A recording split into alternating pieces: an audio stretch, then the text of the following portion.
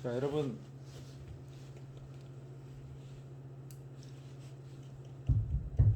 잘 쉬셨습니까? 자, 이어서 두 번째 시간에는 그 폭발 사고 위험성과 관리 방법에 대해서 알아보도록 하겠습니다.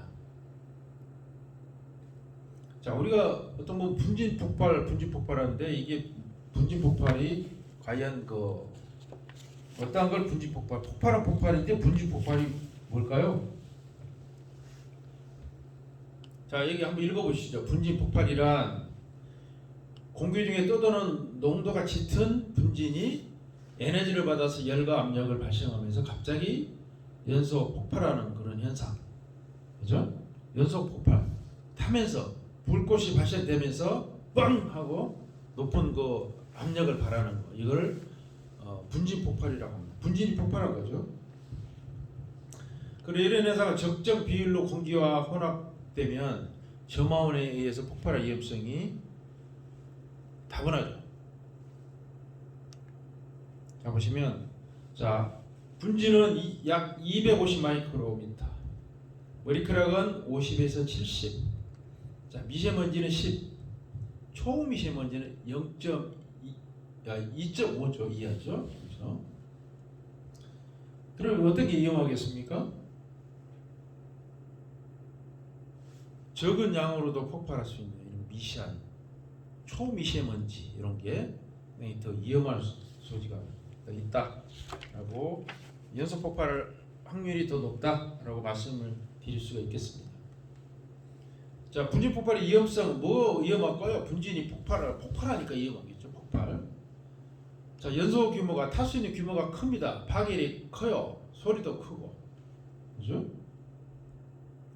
또 분진이 연소하면 막 흩날리죠. 주변이 빵 하고 흩날리면 주변이 있을 경우 화상을 입기가 쉬워요. 또 연쇄되기 2, 3차 폭발을 야기한다. 또 연소 중에 일산화탄소 아시죠? 옛날에 그 연탄 뗐을 때 나올 수 유해한 가스 일산화탄소 CO라는 중독 실식 위험이 있다. 상당히 위험하죠. 폭발까지.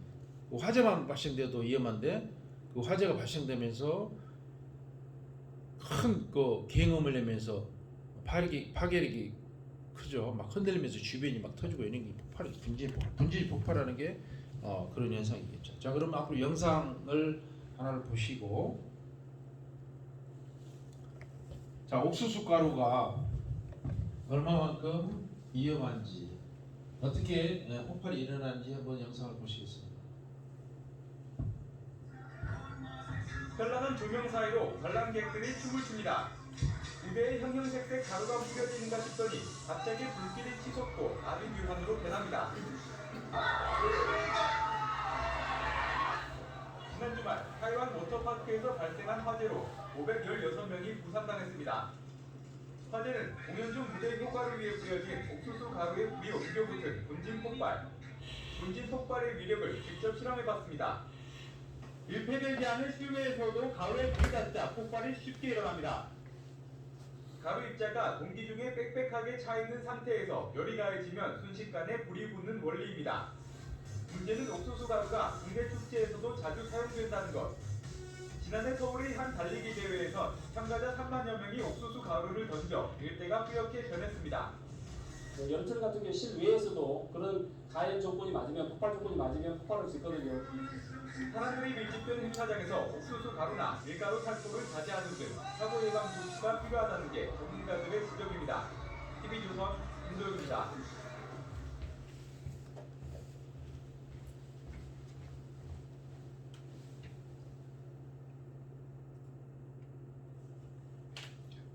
자, 여러분 보셨죠? 옥수수 가루, 아까 그 미세먼지 말씀드렸지만 미센 가루가 이렇게 큰 폭발로 이어질 수 있다는 게 참 경이롭죠. 상당히 위험한 미세먼지 가루. 밀가루도 폭발합니다. 밀가루도 미세한 가루잖아요. 그래서 이런 그 동영상을 보셨고, 자, 그러면 분진 폭발의 메커니즘이라는 게 있죠. 쭉 이어집니다. 이게, 자, 분진이 가열돼. 불꽃으로 근처 분진 온도가 상승해요. 그다음에 가연성 가스가 발생이 되죠. 그다음에 가스 산소가 반응하면 불꽃이 발생되죠. 이게 메커니즘이 주기적으로 계속적으로 반복하는 게 분진 폭발이 그 메커니즘이에요. 그죠? 계속적으로 연속적으로 발생이 된다.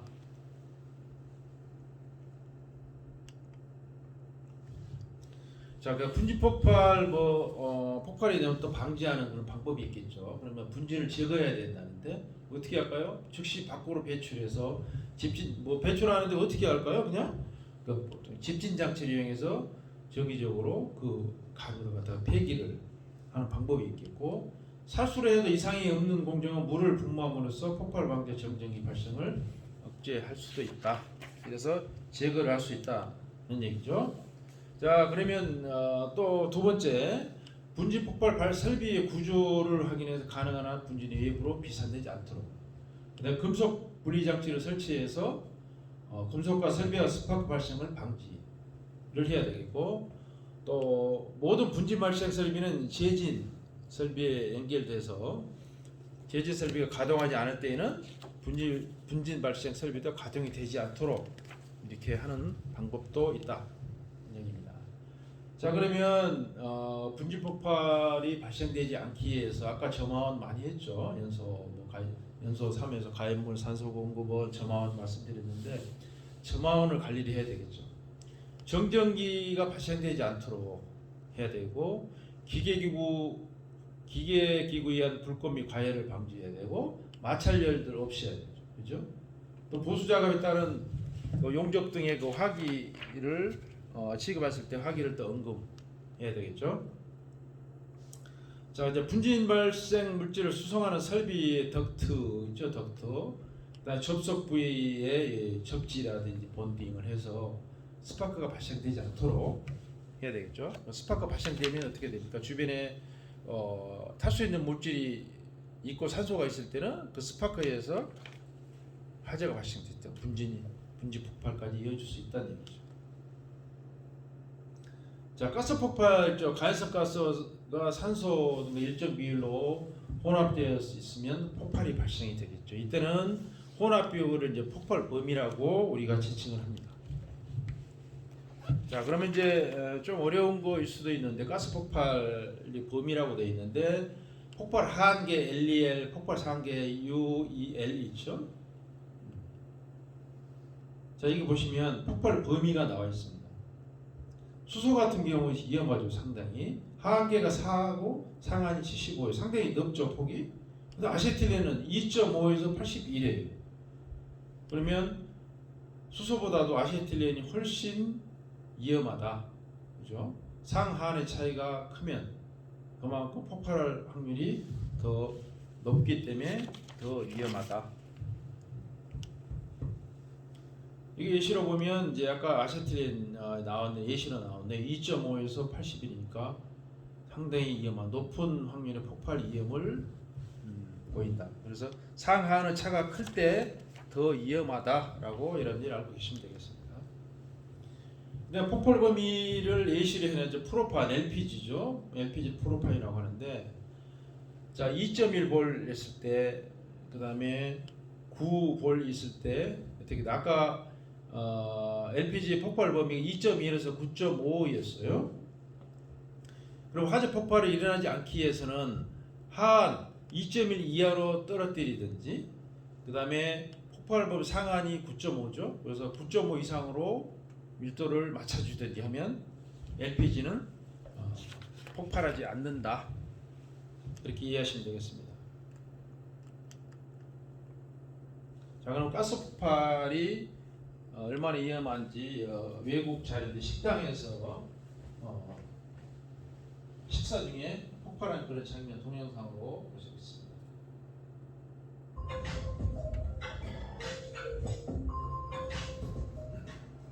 监视器画面还原气爆发生前一刻，晚间刚过6点，火锅店的杨姓员工正蹲着换瓦斯，这时候出问题了。离员工最近的2名客人警觉，第一时间逃开，紧接着前后的客人也开始闹，这时候就只剩下画面左方也是姓杨的夫妇一家3口。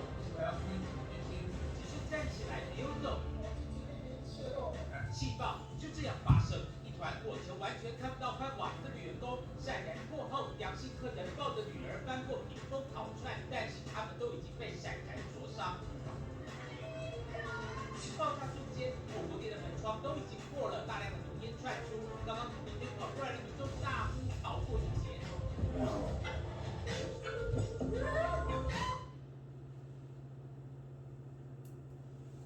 자, 여러분들이 이건 중국의 사례지만 여러분들이 이제 식당에 가시면 더러 불판에 고기를 올려놓고 굽다가 가스가 갑자기 안 나온다든지 아니면 퍽 하는 그런 소리가 난다든지 이런 경우가 있습니다. 그리고 실제로 뉴스 과거에 보면 식당에서 고기를 굽다가 그 LPG 가스가 뻥 하고 터져서 가스 폭발에 의해서 화상을 입고 병원에 응급 후송을 한다든지 이런 사례들이 종종 많이 있습니다.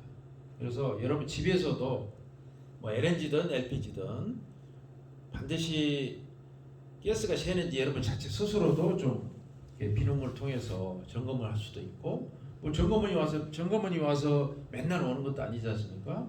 뭐 한 달에 한 번 정도 와서 뭐 그냥 비농물 요즘은 뭐 언택트 시대라고 그래서 코로나 때문에 방문도 안 하죠.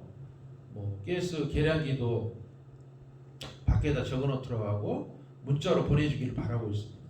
여러분들 스스로 점검을 하셔야 되고 그다음에 식당에나 이런 데 가서 뭐 고기를 굽는다든지 그렇죠. 가스 라인이 보면 테이블 밑으로 많이 지나갑니다. 혹시 가스 호스가 빠져 있는지 가스는 미세하게 새고 있지 않는지 여러분들 여러분 스스로 내 안전을 위해서 또 동료의 그 안전을 위해서라도 여러분들이 좀 점검을 하는 그런 습관을 들이면 좋지 않을까 하는 생각을 한번 해봅니다. 자, 그럼 가스 안전관리 요령이 나와 있죠.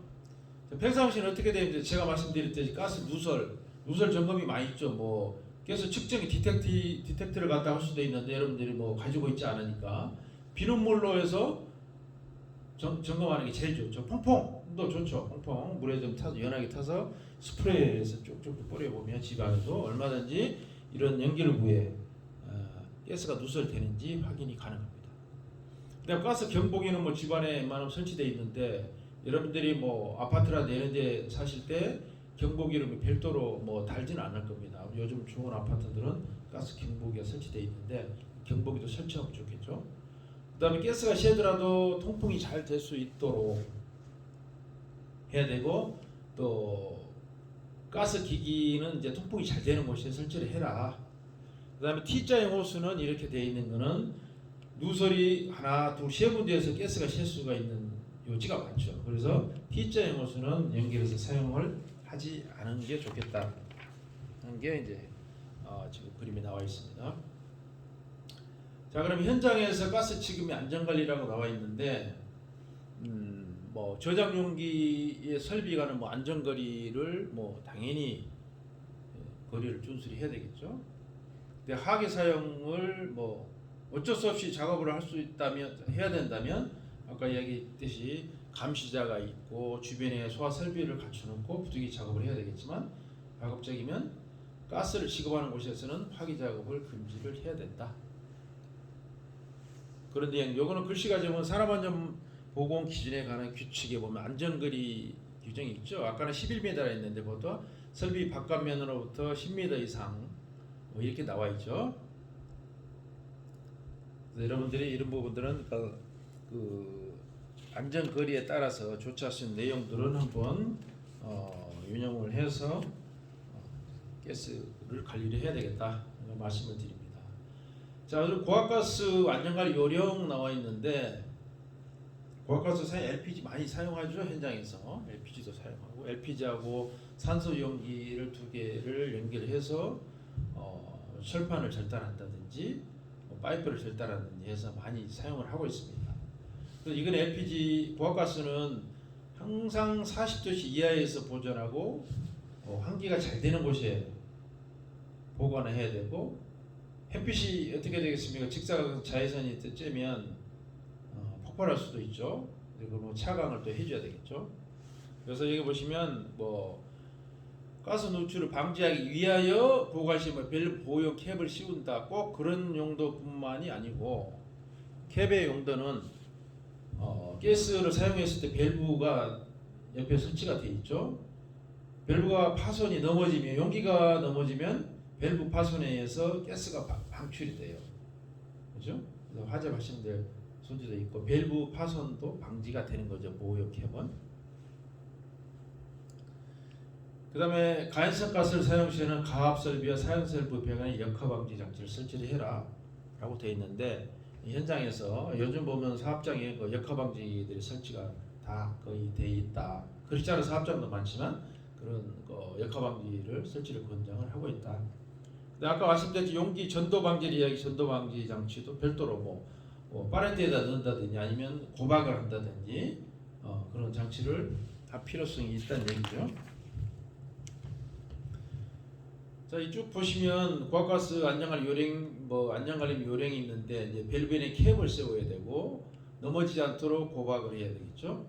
그래서 저런 용호수를 사용한 사례 이렇게 되어 있는데 이런 사례들 또 고무호수를 사용한 이런 사례들 그 다음에 가스 누출 경보기를 설치를 해서 가스 누출을 갖다가 디텍팅할 수 있는 거. 네.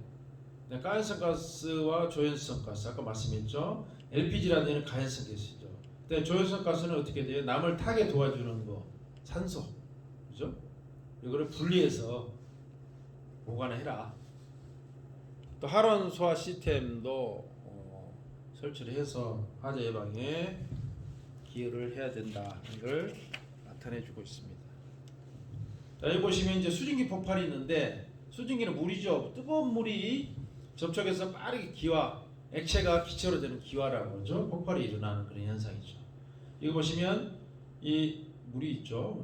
이 물통 이게 물이 수증기를 기화할 때는 1600배로 이렇게 팽창이 된다는 그 그림을 여러분들 볼 수가 있습니다. 앞에 보시면 그래서 수증기도 폭발을 한다.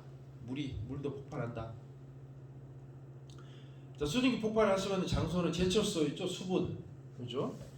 수분을 머금은 인곳 투입 등에서 폭발이라고 했는데 인곳이 뭘까요? 여러분 인곳 어려운 말이 나왔는데 자 금속 또는 합금을 녹이죠, 그죠? 녹여서 또 덩어리 형태 주형에다 흘러넣어서 덩어리 형태대로 이렇게 굳혀놓은 거 이런 거. 그래서 굳혀놓고 나중에 다시 또 녹여서 어떤 그 형태대로 다시 사용할 수 있는 그 인고 투입할 때 그때 폭발이 일어날 수 있다. 수증기가 고열에 같이 합쳐지면 그 폭발이 이어질 수 있다. 그다음 화산은 당연한 거다. 가정 배출구 막히 압력밥솥 증기 가다로 또 폭발할 수도 있죠. 그런 예리가 많죠. 밥솥이 폭발했다는 소리 많이 들어봤죠, 밤에. 다음 보면 가스 폭발 방폭 구조 이제 어려운 건데 간단하게만 말씀을 드릴게요. 0종, 1종, 2종 장소가 있는데 0종 장소 상당히 위험하죠. 가스 분위기가 폭발성 가스 분위기가 연속적으로 장기간 빈번하게 존재하는데 제일 위험하겠죠, 그죠? 이런 예를 들면 인화성 액체 용기 내부라든지 탱크 내 액면 상부 공간에 이런데, 그죠? 그러나 2종 장소는 그것도 가스 분위기 정상적 운전 중 조성되지 않거나 조성된다 하더라도 짧은 기간에만 지속될 수 있는 거. 그래서 우리가 어떤 영종 장소다 그러면 상당히 위험한 그런 장소로 지역으로 알 수가 있습니다. 지역별 방폭 구조 있는데 보시면 그냥 넘어가도록 하겠습니다. 0종, 1종, 2종 이런 장소에는 또 분류를 해서 전기 기구의 내압 방폭 구조인지 압력 방폭 구조인지 다 이렇게 분류를 할 수가 있다는 얘기죠. 그다음에 이제 그 분지 폭발 위험 장소의 이제 지역으로 보시면 여기도 마찬가지예요. 20종, 21종, 22종이 있는데 이제 20종 공기 중에 가연성 분진 운우 형태가 연속적 장기간 또는 단기간 자주 폭발 분위기로 존재하는 장소는 상당히 위험한 그런 장소다. 그래서 분지 폭발 위험 장소로 보면 지역으로 나눴을 때 20종 장소가 제일 위험한 그런 장소다라고 말씀을 드릴 수가 있겠습니다. 근데 분지 폭발 위험 장소 지역별 방폭 구조 말씀드렸는데 이거는 넘어가도록 하고요. 자, 배관의 전선간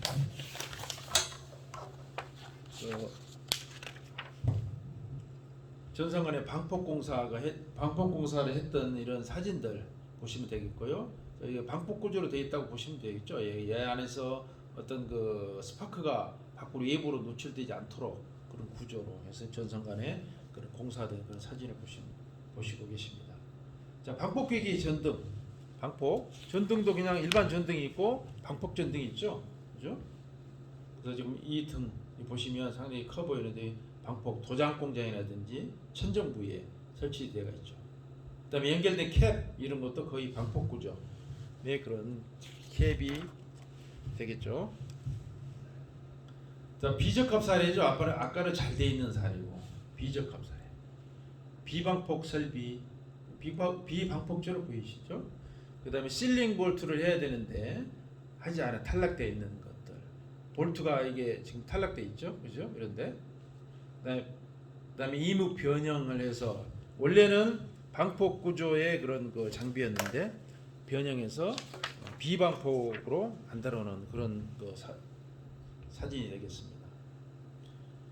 근데 방폭 구조 선정 시 뭐 유의사항으로 되어 있는데 뭐 여러분들이 굳이 뭐 이런 까지 하지 않겠지만 보시면 폭발 이용구역 구분도를 작성하고 확인한 뒤 설치를 해라. 또 전문가의 자문을 구해서 적합한 규격을 선정하라. 여러분들이 여기까지 할 필요는 없고 이렇게 방폭 구조를 선정하는데 유의사항이 이런 게 있다. 걸 여러분들이 그냥 머릿속에 한번 훑고 지나간다고 생각하시면 되겠습니다. 자, 그럼 소화미 대피 있죠. 아까처럼 화재 폭발 여러 가지 예를 들고 화재가 어떻게 발생이 되고 폭발은 어떻게 이루어지는지 어떠한 위험이 있는지를 여러분들 같이 말씀을 나눴습니다. 그러면 이제는 화재가 발생됐을 때 어떻게 불을 끌 것이냐, 소화를 할 것이냐, 또 대피는 어떤 방법을 할 것인지를 알아보도록 하겠습니다. 자, 여러분들 화재가 발생되면 어떻게 하시나요? 119 신고하시나요? 아니면 그냥 스스로 내가 끄고 말지라고 하시나요? 아니면 그냥 화재가 발생됐어. 근데 그냥 나만 살겠다고 119 신고 자체도 안 하고 그냥 대피. 나만 도망가. 나만 살면 되지.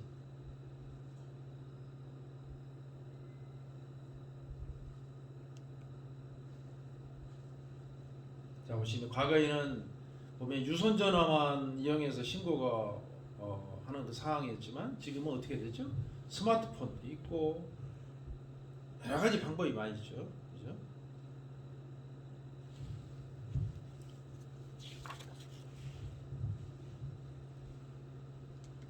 다음에 대피 요령 어떻게 대피를 하는지 영상 4일 5분 정도 보시도록 하겠습니다.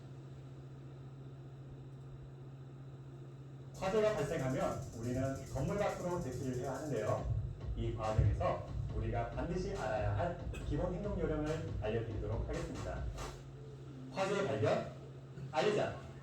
화재뿐만 아니라 모든 재난 상황에서는 정보의 정확하고 신속한 전달이 우선되어야 합니다. 화재가 발생하면 불이야! 라고 크게 외치고 주위에 화재 경보 비상벨을 눌러 주변에 알리도록 합니다. 주변의 안전이 확인되었다면 재빨리 119 신고를 하고 화재 원인과 화재 상황 등 주요 정보를 알려주어야 합니다. 둘, 초기소화. 불의 크기와 연기의 양을 보고 초기소화 가능 여부를 판단하며 소화기나 옹의 소화전을 활용하여 진압해 주시면 되겠습니다. 이때 초기소화와 대피 인도는 반드시 동시에 이루어져야 합니다. 대피 요령 하나, 대피 경로. 화재가 발생하면 건물과 지상으로 대피하는 것을 우선으로 하지만 지상으로 대피가 어려울 때에는 옥상으로 대피해 주시면 됩니다. 대피 방향은 화재 지역과 반대 방향으로 하고 비상구 표시 등과 통로 요도 등을 따라 대피합니다. 둘, 대피 자세. 옷이나 수건 등에 물을 묻혀서 코알을 가리고 연기는 위에서부터 아래로 내려오기 때문에 몸은 아래로 숙여서 대피하여 주시면 됩니다. 셋, 주의할 점. 화재가 발생한 장소의 문이나 대피 과정에서 열었던 문은 반드시 닫아주셔야 합니다.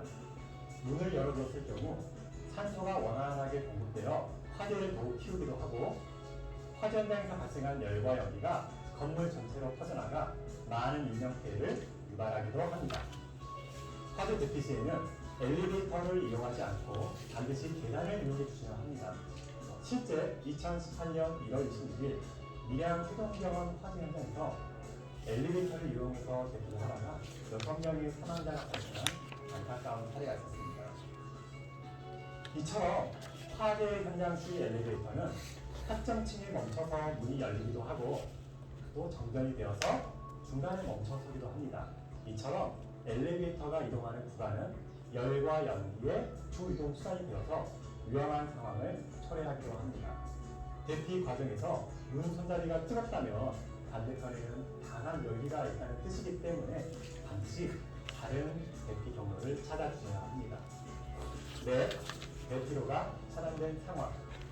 대피로가 차단된 상황에서는 넓은 창문이 있는 곳으로 가서 구조 요청을 하여 주시고 물에 젖은 수건등을 이용해서 문틈을 막아 연기의 침입을 방지해 주셔야 합니다. 왕강기나 피난 사다리와 같은 피난 기구가 있다면 이를 이용하여 주시고 아파트의 경우 베란다 벽면에 방명용 칸막이가 있다면 발로 힘껏 차서 옆집으로 대피하여 주시면 됩니다. 마지막으로 꼭 전해드리고 싶은 내용은 실내에서는 희미한 연기에도 긴급하게 반응하라입니다. 지금 보시는 사진은 192명의 사망자가 발생된 2003년 대구 지하철 화재 참사 당시의 모습입니다. 사진을 보시면 열차 내 연기가 천천히 희미하게 퍼지기 시작했지만 승객은 그대로 앉아서 코와 입만 막고 있습니다. 연기가 천천히 퍼지는 모습을 보고 아직 여유가 있다고 착각을 한 거죠.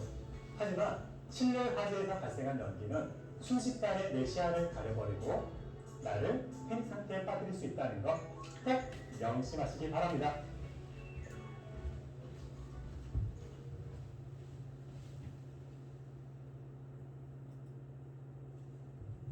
여러분들 그 영상 보셨죠? 뭐 대구 지하철 화재 등 여러 가지 예를 들었는데 영상을 잘 보셨으면 화재 발생됐을 때 어떻게 대비를 하고 하는지, 자, 그럼 그 요약된 내용을 잠깐 말씀을 드릴게요. 대피할 때 어떻게 됩니까? 아까 말씀했죠.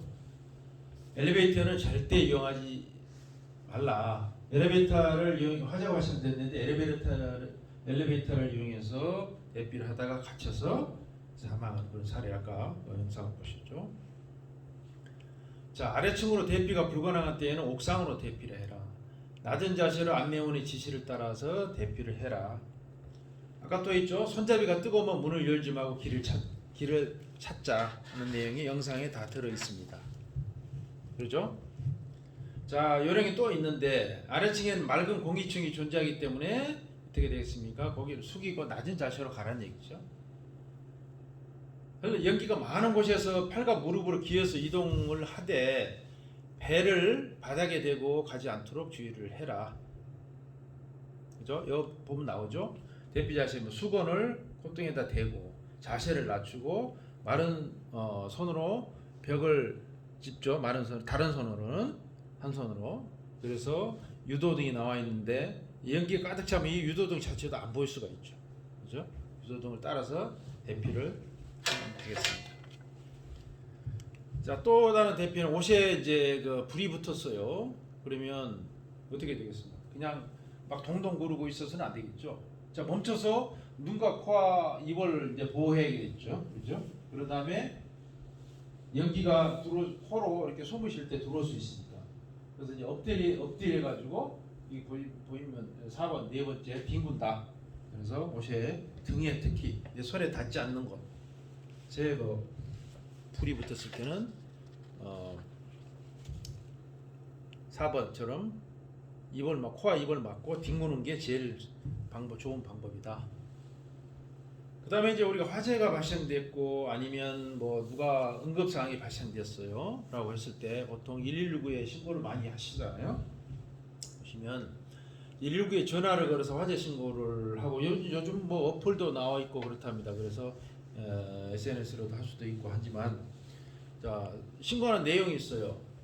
신고할 때 이름, 내가 누구다, 화재 발생 얘기는 뭐 어디 학교 아니면 뭐 무슨 아파트 뭐 아니면 무슨 동 뭐 몇 번지 등 해서 정확하게 소방관한테 119에 신고할 때 그 주변 상황을 알려줘야 돼요. 그 다음에 뭐가 타는지 아까 얘기했듯이 가스레인지에서 냄비를 올려놨는데 이게 화재가 발생됐는지, 그 다음에 뭐 집에 식용유로 집에서 통닭을 튀길 때 거기서 화재가 발생됐는지, 거기에 맞는 소화 설비를 가져올 수 있도록 해서 구체적으로 말씀을 해 주시라는 얘기입니다. 근데 뭐 전화를 걸어서 여보세요 119죠? 아 우리 집에 불 났어요 라고 우스갯소리지만 그렇게 하면 어떻게 알겠습니까? 물론 그렇게 신고를 하더라도 119 구조대에서는 전화를 거는 위치라든지 위치 추적이라든지 이런 부분에서 찾아낼 수 있지만 찾아내는 데 시간이 많이 걸리죠. 그래서 정확하게 장소, 그 다음에 화재가 어떤 화재가 발생됐는지를 소방관에게 정확히 알려줘서 빨리 화재가 진화될 수 있도록 이렇게 도움을 주셔야 된다. 그렇게 하셔야 되겠죠. 자, 아까 말씀드린 스마트 뭐 신고 방법이 있어요. 뭐 119로 전화하는 방법이 있지만 스마트 구조대라는 그 어플을 활용을 해서 문자와 뭐 전화도 신고가 가능하다고 하니까 여러분들이 한번 어플을 스마트 구조대에서 추고 어플을 활용을 하는 것도 하나의 방법이다라고 말씀드리고 싶습니다. 그다음에 이제 화재가 발생됐을 때 이제 화재 불을 끄기 위한 소화후 종류와 소화 약제 아까 말씀드렸지만 자 물리적으로 화재를 진화할 수 있는 건 이제 물을 부어서 냉각 소화하는 방법이 있겠죠, 그죠? 그다음에 질식은 여러 가지 있어요. 뭐 모포를 덮어서 산소를 없애는 것도 질식 소화가 될 수 있지만 또 분말 소화기라든지 이 사람 CO2 소화기, 그다음 포 소화기. 요즘 포 소화기는 거의 잘 안 나옵니다만은 이제 주로 배 선박에 유류 화재나 이런 데 배치를 하는 수도 있습니다. 그다음에 이제 뭐 가연물을 차단하기 제거 소화가 되겠죠. 그다음 화학적 소화로는 이제 억제된 지속 연소 연쇄 반응을 차단하기 위한 그런 것들 보면 할로겐화물 요즘 소화기가 상당히 많이 나와요. 물론 이제 고가예요. 좀 비싸긴 합니다만은 그런 소화기도 나와 있고 또 분말 소화기도 있다. 그다음에 소화기 주변에 우리 사무실 뭐 여러분들 마찬가지 작업 현장에 소화기가 많이 배치가 돼 있죠. 배치가 돼 있는데 사용 방법 그 소화기 전면에 보면 이렇게 그림으로도 나타나 있어요. 처음에 뭐 왼손잡이든 오른손잡이든 뭐 손잡이 안전핀을 뽑겠죠. 볼로 한쪽 네 발을 잡고, 그죠? 한 손으로 네 발을 잡고 안전핀을 뽑습니다. 그다음에 화점 부분은 바람을 등지고, 그죠? 바람을 내가 막고 있으면은 그 어떻게 되겠어요? 불꽃이 나한테 날아올 수도 있고 분말가루가 내한테 날아올 수 있으니까 그래서 바람을 등지고 서서 호수를 불 쪽으로 향해서 잡고 움키 쥐고 있는 손잡이를 꽉 누르면 됩니다. 노즐은 끝에 잘 잡아야 돼. 잡지 않으면 그 압력에 의해서 막 좌우로 튀기고 뭐 다칠 수가 있어요. 화점에 제대로 근접이 되지 않는 수도 있고 그래서 노즐을 한 손으로 잡고 네 발을 힘껏 누르면서 화점에다가 비로 쓸듯이 이렇게 슬슬 너무 가까이 가면 만약에 유류화재였는데 너무 가까이서 그거를 갖다가 소화기를 분산해 버리면 오히려 화재가 더 확산돼 버리는 그런 수가 있어요. 그래서 어느 정도 한 2m 정도 천천히 멀리서부터 가까이 점점 천천히 비로 쓸듯이 골고루 분사를 하면 화재는 원활하게 진화가 됩니다. 그러니까 소화기 사용법이 1, 2, 3 이렇게 돼 있죠. 손잡이 안전핀을 뽑고 바람을 등지고 서서 호수를 불 쪽으로 향하고 손잡이를 잡고 비로 쓸듯이 이쪽부터 이렇게 분사를 하면서 접근하면 화재가 진화가 된다. 근데 소화기 아까 뭐 할로겐화물 소화기 말씀드렸는데 소화기 상당히 다양합니다. 소화탄도 있을 수 있고요. 소화기도 바퀴 달려있죠. 이건 좀 대형 소화기. 그다음에 뭐 이 비싸죠. 상당히 할로겐화물 소화기는 용기 자체도 비쌉니다. CO2 소화기들 이런 HFC 이건 좀 환경 캐비넷형 소화 설비라고 해서 HFC, 이거 이제 환경 친화적인 그런 소화 설비가 되겠습니다. 쭉 나오죠?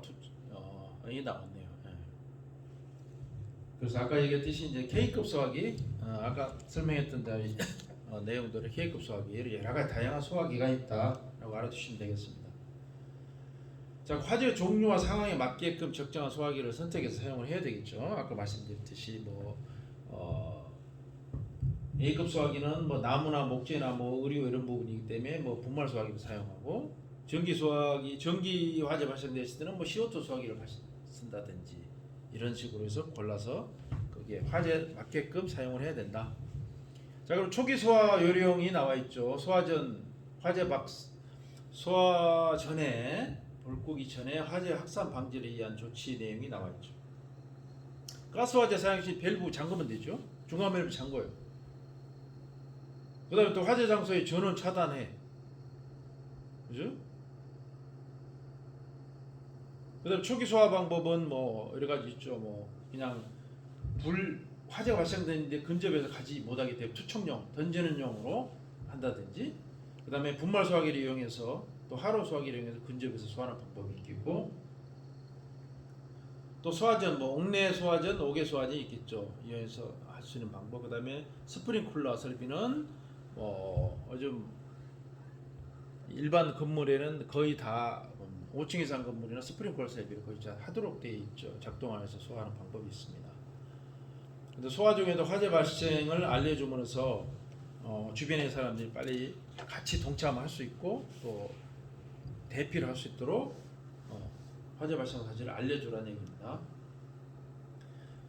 또 초기 소화 요령 등등이 있죠. 아까 말씀드린 누차 나온 A급, B급, C급, D급들 소화기 종류. A급은 일반화되기 때문에 물이나 일반 강화액 소화기도 가능하고, B급은 유료화되기 때문에 어떻게 돼? 물은 안 되고 소화포나 소화약제 이런 거를 이용해서 화재에 진화. 전기 화재는 C급 화재로서 유기성이라든지 CO2 분말 소화기 다 가능하다. 물은 안 된다. 안 되겠죠? 전기 화재.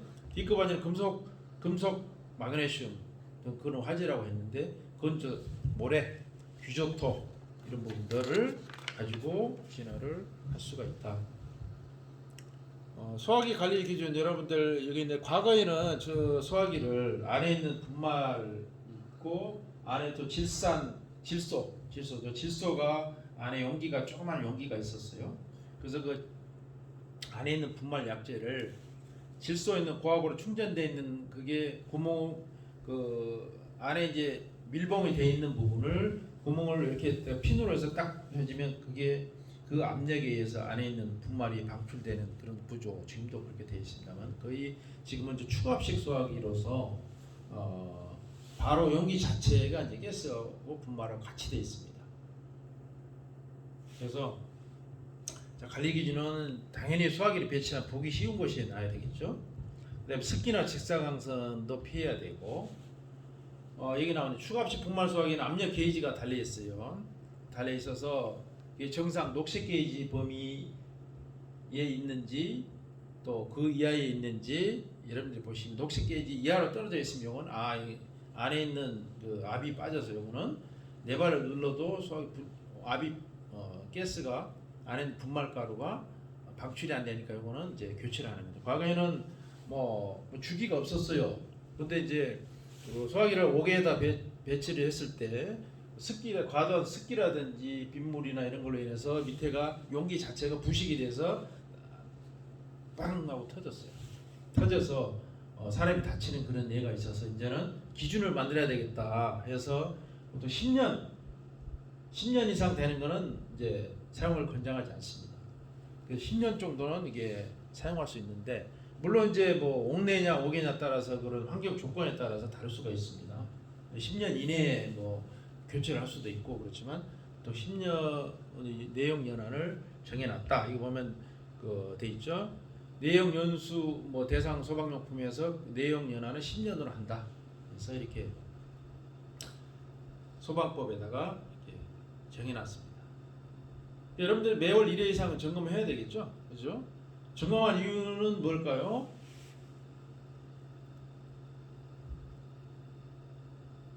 용기 내에 있는 그 약재에서 분말 같으면 인산수소 아모늄이라는 그 보라색 그런 그 분말 가루가 들어 있습니다.